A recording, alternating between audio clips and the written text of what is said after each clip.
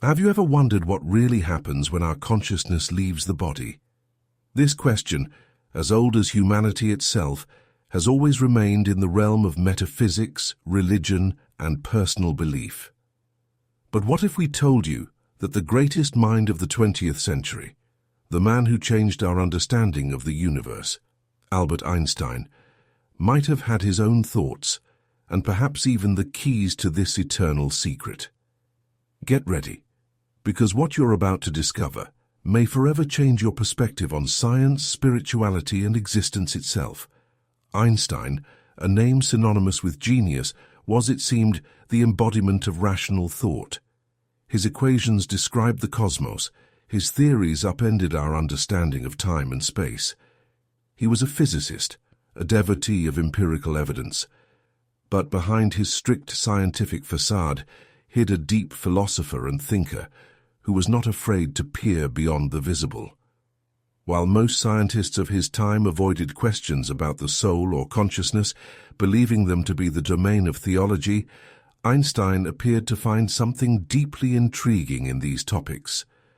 We are accustomed to thinking of the soul as something ephemeral beyond scientific analysis. It is not an energy that can be measured, nor a particle that can be detected in an accelerator. But what if we are approaching this question from the wrong angle? What if the soul is not a thing in the conventional sense, but rather something that interacts with the very fabric of reality, so brilliantly described by Einstein? Imagine that his famous equation, energy equals mass times the speed of light squared, so elegantly linking energy and mass, is merely the tip of the iceberg. What if there exists another, invisible form of energy, which is exactly what we call the soul? In his letters and interviews, Einstein often spoke of cosmic religiosity and of a profound reason manifesting itself in the universe. These were not the words of a dogmatist. They were the words of a scientist who felt that behind the physical laws lay something more, something that surpasses our ordinary understanding. Could he have suspected that this reason might be connected to individual consciousness, which, in his view, could not simply vanish without a trace? At first glance, Einstein's scientific works, such as the theory of relativity or quantum mechanics, contain no direct mention of the soul. They focus on matter, energy, space-time. But his worldview, his deep reflections on the nature of reality and the existence of some fundamental order in the universe, suggest that he saw more than just physical laws. He believed in the profound interconnectedness of all things, in the idea that the universe is not a chaotic collection of random events. Picture Einstein, sitting at his desk, surrounded by formulas, yet his thoughts wandering far beyond pure physics. What if his intellectual curiosity wasn't limited to what could be measured by instruments? What if he pondered the nature of consciousness, what happens to our individual identity after the body ceases to function? These are questions that science has long avoided, but which may have been central to Einstein himself. And are you ready to learn why this is so important right now? Stay with us, because the most intriguing details are only beginning to unfold. So we know that Einstein was not just a scientist, but a deep thinker. But how could his reflections on the universe intersect with questions about the soul? The key lies in his understanding of energy and its conservation. In classical physics, energy never disappears. It merely changes form. If consciousness or the soul is some form of energy, as many philosophers and mystics have suggested for centuries, then where does it go after the body dies? Einstein believed in the fundamental principle of energy conservation. If consciousness vanishes at the moment of death, that would be a direct violation of this principle. Of course, one might argue that consciousness is merely a product of the brain's complex functions, and when the brain dies, consciousness ceases to exist. But what if consciousness is not a product, but rather a receptor or a transmitter of some more fundamental form of energy that lies beyond our current understanding? Imagine the brain as a kind of receiver, and consciousness as the radio wave. When the radio breaks, the wave doesn't disappear. It just can no longer be received. This question gained particular significance in light of quantum mechanics, a field of physics in which Einstein played a major role, even though he did not fully embrace some of its conclusions. The quantum world, the world of subatomic particles, is full of oddities that challenge our everyday perception of reality. Particles can exist in multiple places at once, can instantly affect each other across vast distances. Some scientists even suggest that consciousness may be connected to quantum phenomena. Could the soul be just as elusive as a quantum particle, existing in a way that is not quite how we're used to thinking? Einstein often said, "The most incomprehensible thing about the world is that it is comprehensible." He was fascinated by the order and harmony of the universe, and he struggled to accept the idea of randomness or meaninglessness. If consciousness is simply a random byproduct of evolution, doomed to oblivion, then where is the place for that deep reason in which he so deeply believed? Could the universe really create something as complex and unique as individual consciousness, only for it to vanish without a trace?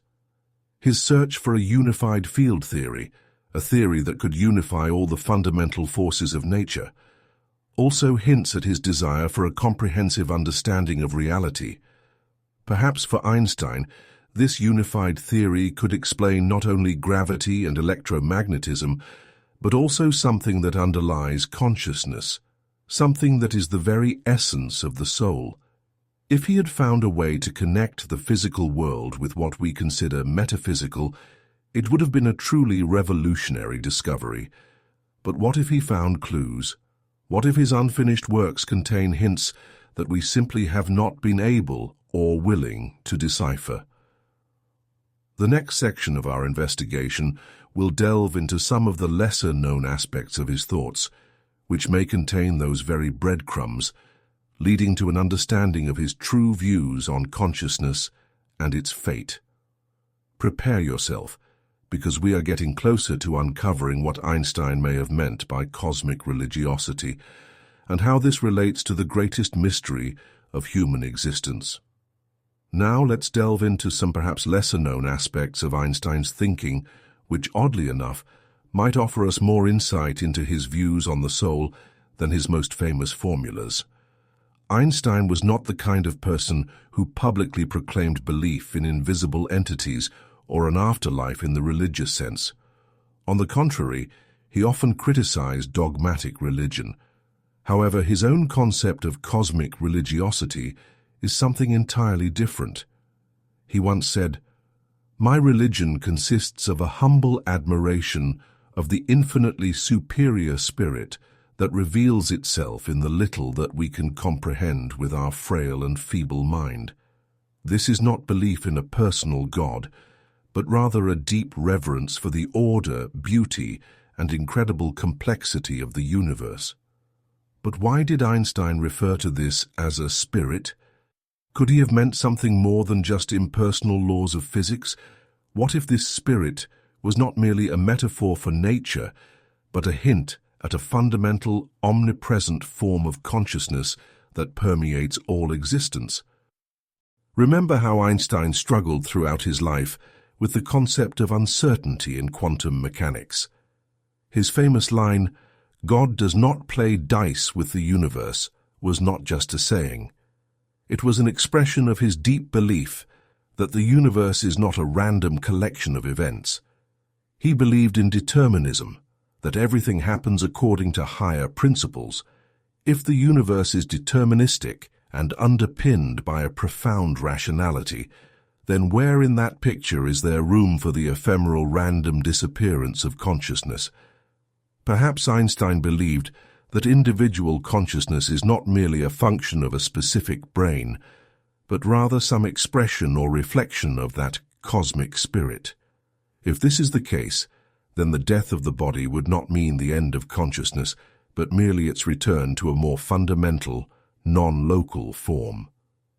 Picture an ocean, the cosmic spirit, and the waves, individual consciousnesses. When a wave crashes on the shore, it doesn't disappear. It simply returns to the ocean, becoming part of it again. Something like this may have been in his thoughts. We should also consider his view on the concept of time. Einstein's theory of relativity showed that time is not absolute and immutable.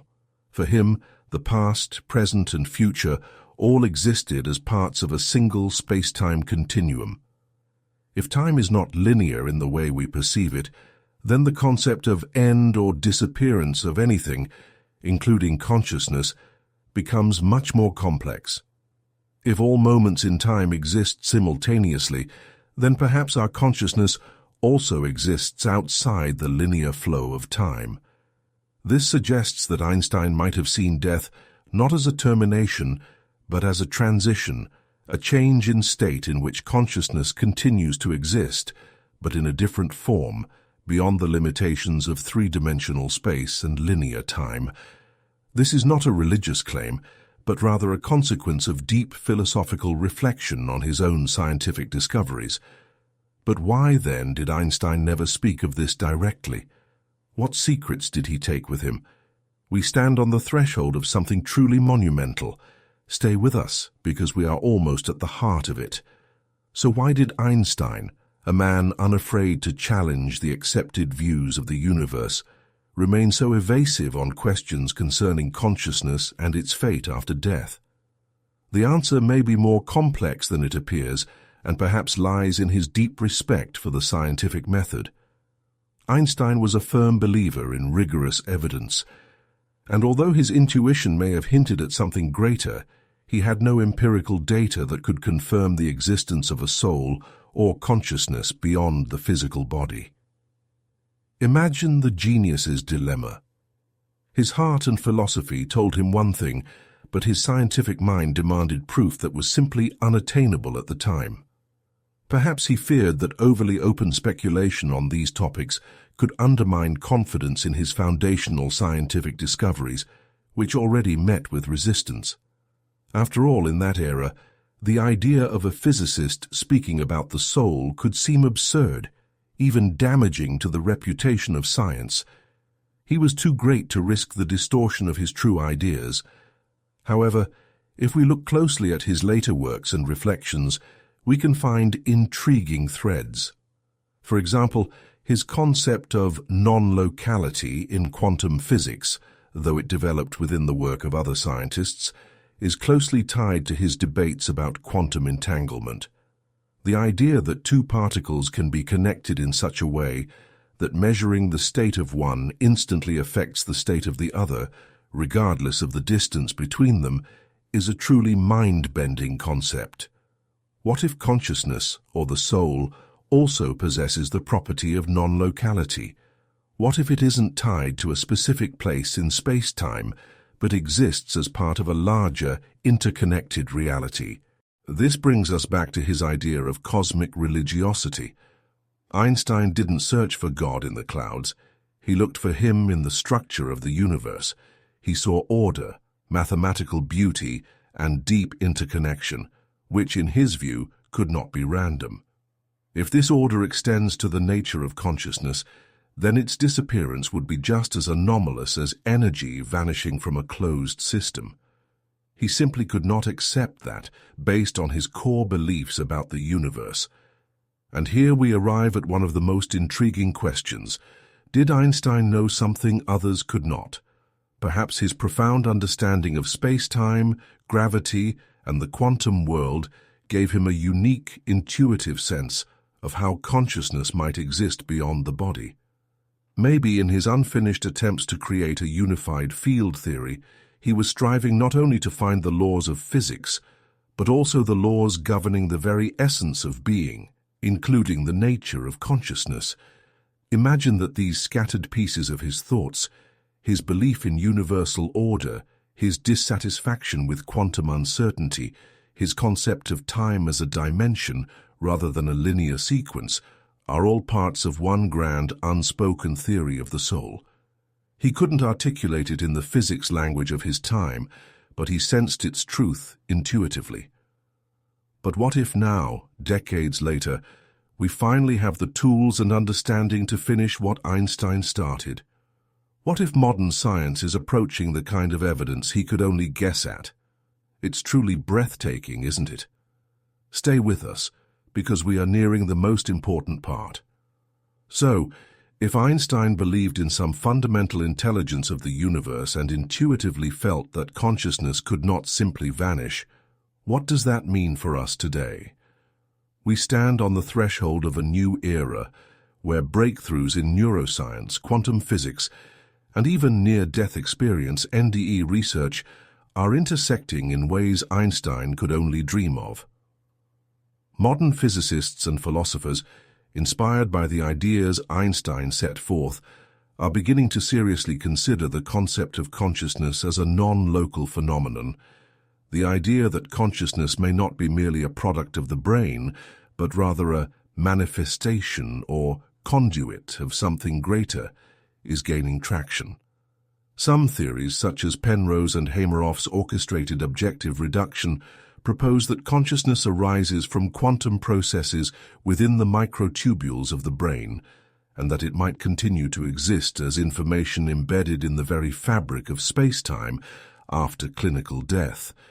It may sound fantastic, but didn't the theory of relativity seem just as fantastical at the start of the 20th century? Einstein showed us that reality is far more complex and astonishing than we ever imagined. And if his ideas about the conservation of energy, the unity of the universe, and the relativity of time apply to consciousness, then death may truly be not an end, but a transformation. Now think about this. If Einstein, as a strict physicist, saw hints of something greater, how close are we today to real, scientific proof? Research into NDEs, which meticulously documents the experiences of people who return from clinical death, often describes strikingly similar scenarios: out-of-body experiences, encounters with deceased relatives, sensations of unconditional love and light, and a return to life. Although science cannot yet fully explain NDEs, these phenomena compel us to reconsider the nature of consciousness and its potential independence from the brain. Perhaps Einstein was right in believing that the deepest secret of the universe does not lie in its most complex equations, but in the very fact that it can be understood, and in its inner harmony. And if consciousness is part of this fundamental harmony, then its continuation after bodily death is not a miracle, but a logical outcome of the laws of the universe.